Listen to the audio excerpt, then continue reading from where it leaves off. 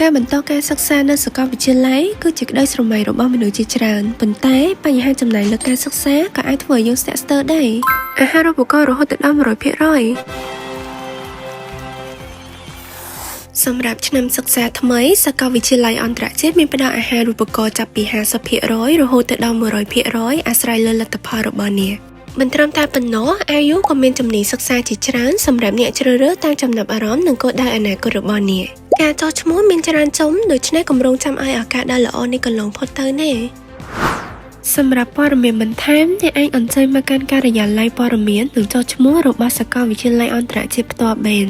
ឬអាចទំនាក់ទំនងមកកាន់ព័ត៌មានដែលបានបង្ហាញនៅខាងក្រោមវីដេអូអាហារូបករណ៍នៅថ្ងៃនេះជាផ្លូវទៅកាន់ក្តីសម័យរបស់អ្នកនៅថ្ងៃស្អីពួកយើងនឹងរកចាស់ស្វាគមន៍អ្នកទាំងអស់គ្នានៅទីនេះទេ